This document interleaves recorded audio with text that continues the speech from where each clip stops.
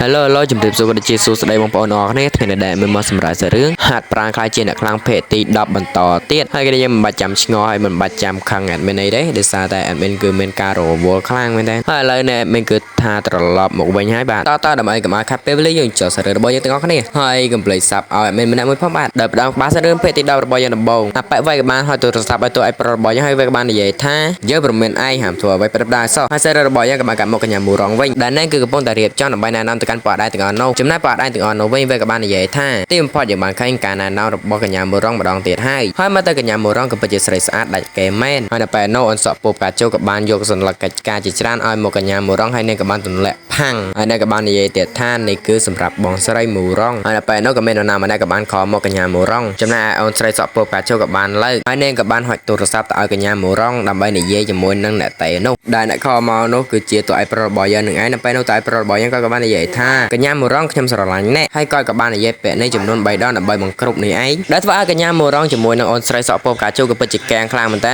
ជាមួយនឹងពណ៌ដៃទាំងអស់នេះផងដែរហើយចំណែកអាប៉ែវៃណែវិញវាក៏បានចែកទៅកាន់តួ iPro របស់យើងថាពងកដោឯងកំពុងតែនិយាយស្អីនឹងដែលធ្វើឲ្យកញ្ញាមូរងក៏ពិតជាឈឺក្បាលហើយនៅពេលនោះតួ iPro របស់យើងក៏បាននិយាយថាទីបំផុតវាបានជោគជ័យហើយចំណែកពណ៌ដៃអស់នេះវិញវាក៏បាននិយាយថាប៉ែនោះជាអាណាគេហើយចាំមើលបានឃើញមុខហែងហើយដែលតាកិច្ចមិនរួចអូនវាយឯងតងាប់ហ្នឹងណាហើយមើលទៅពណ៌ដៃហ្នឹងក៏ពិតជាខឹងខ្លាំងមែនតើទៅកាន់តួ iPro របស់យើងហើយក៏ថាពណ៌ដៃហ្នឹងវាខឹងតែប៉ុណ្្នឹងតែចំណែកឯកញ្ញាសក់ពូកាឈូរបស់យើងគឺខឹងឡើងឆេះដុំតែម្ដងហើយដល់ពេលនោះកញ្ញាមូរងក៏បានគួរតកផាំងហើយនឹងក៏បាននិយាយថាពួកឯងចាប់ស្កាត់មាត់ភ្លាមហើយនឹងក៏បាននិយាយបន្តទៀតថាបុរសម្នាក់នោះក៏មានឈ្មោះថាស៊ូឆិនហើយដល់ពេលនោះពណ៌ដៃវាក៏បាននិយាយថាស៊ូឆិនមែនទេស៊ូឆិនហ្នឹងវារៀននៅថ្នាក់ទីប្រមាណហើយនៅសាលាណាដែរហើយពួកវេក៏មិនដែលលើឈ្មោះថាស៊ូឆិននោះទេចំណែកកញ្ញាមូរងវិញនឹងក៏បាននិយាយថាស៊ូឆិនគឺជាមិត្តប្រុសរបស់នាងដែលធ្វើឲ្យពណ៌ដៃនិងអូនសក់ពូកាឈូក៏ពិតជាភ្ញាក់ផ្អើលដល់ពេលនោះកញ្ញាមូរងក៏បានធ្វើដំណើរចាក់ចែងទៅចំណែកអូនសក់ពូកាឈូក៏បានទៅតាមនាងហើយកញ្ញាមូរងនឹងក៏បានគិតក្នុងចិត្តថាស៊ូឆិនហើយចាំមើលអាពងកដ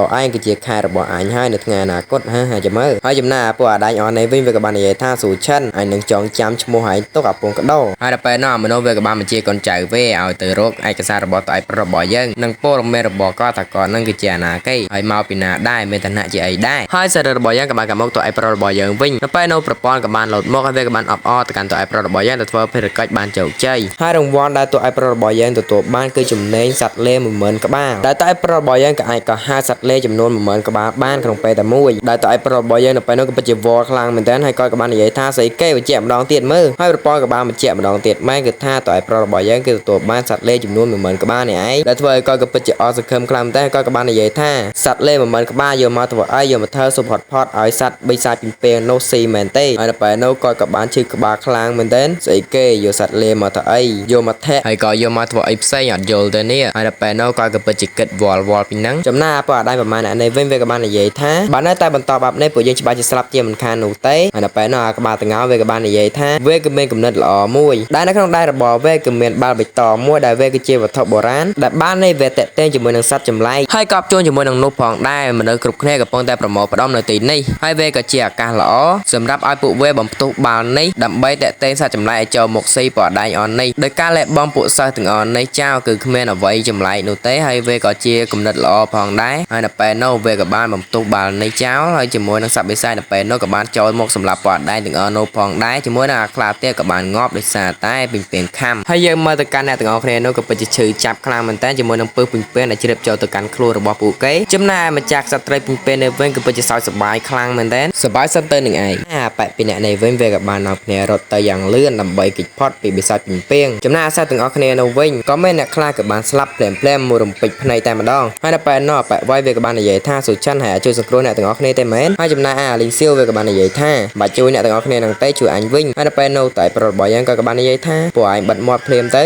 ហើយនៅពេលនោះតែប្រុសរបស់យើងក៏បានគិតក្នុងចិត្តគឺគាត់មិនអាចទម្លាក់សត្វលេនៅទីនេះបានទេប្រសិនបើគាត់ទម្លាក់សត្វលេនៅទីនេះនោះអ្នកទាំងអស់គ្នាគឺមិនស្លាប់ដោយសារសត្វចម្លែកខំនោះទេក៏ប៉ុន្តែអ្នកទាំងអស់គ្នានឹងស្លាប់ដោយសារសត្វលេរបស់ខ្ញុំជន់ឆ្លីនេះឯងហើយនៅពេលនោះអប៉ែវាយវាក៏បាននិយាយថាស៊ូឆាន់តែឯងកំពុងតែធ្វើអីហ្នឹងហើយកំពុងតែទៅរកសេចក្តីស្លាប់អីវើយចំណែកអាលីងសៀវវិញវាក៏បាននិយាយថាវាគ្រាន់តែជាសម្រាមតែប៉ុណ្ណោះអញ្ចឹងឲ្យវាងាប់ទៅលះបង់វាមួយដើម្បីជួយសង្គ្រោះមនុស្សគ្រប់គ្នាហើយនៅពេលនោះតែប្រុសរបស់យើងក៏បាននិយាយថាដល់កន្លែងហើយតោះចាប់ផ្ដើមហើយនៅពេលនោះតែប្រុសរបស់យើងក៏បានចាប់ផ្ដើមក៏ហៅសត្វលេជាមួយនឹងសត្វចម្លែកពីងពេងក៏បានចិត្តមកដល់គាត់ផងដែរហើយនៅពេលនោះអប៉ែវាយវាក៏បានឆ្ងល់ខ្លាំងមែនទែននៅពេលនោះក៏មានសត្វលេជាច្រើនក៏បានធ្លាក់មកពីខាងលើហើយមកទៅវាក៏ពិតជាល លើធ្វើឲ្យអបវ័យក៏ពិតជាភ្ញាក់ផ្អើលខ្លាំងមែនទែនហើយចំណាយអ្នកទាំងអស់គ្នានោះក៏បានភីផងដែរព្រោះខ្លាចសត្វលេក៏បានមកវាយប្រហារពួកគេជាមួយនឹងការជន់ឈ្លីនេះឯងហើយវាធាក់បាច់ពងអញ្ចឹងទៅក៏ប៉ុន្តែសត្វលេក៏បានវាយប្រហារពួកគេនោះទេគឺវាក៏បានរត់សម្ដៅទៅកាន់ម្ចាស់ក្សត្រីពីងពាងដែលធ្វើឲ្យម្ចាស់ក្សត្រីពីងពាងក៏ពិតជាភ័យហើយអាលេមួយក៏បានហក់ធាក់ទៅកាន់ក្បាលម្ចាស់ក្សត្រីពីងពាងដកដេមេចអស់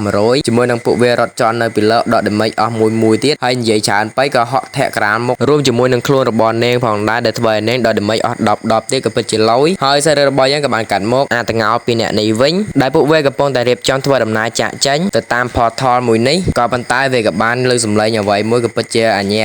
ហើយដល់ពេលនោះសត្វលេក៏បានបុកទៅកាន់ពួកវាប៉ែងទីអស់ទៅហើយសត្វលេទាំងអស់នោះក៏បានរត់ចូលទៅកាន់ portal មួយនោះស្របគ្នាជាមួយនឹងនោះផងដែរសាររឿងរបស់យើងក៏ត្រូវបានកាត់ចប់ត្រឹមតែប៉ុណ្ណេះអរគុណបងប្អូនសម្រាប់ការទស្សនាវីដេអូសម្រាប់រឿងរបស់ admin ទាំងបណ្ដារត់ចប់ហើយជូនពរបងប្អូនសុខភាពល្អសំណាងល្អទាំងអស់គ្នាពីខ្ញុំបាទ HOD សម្រាប់រឿងជួបគ្នានៅវីដេអូក្រោយភាគថ្មីទាំងអស់គ្នាបាយបាយ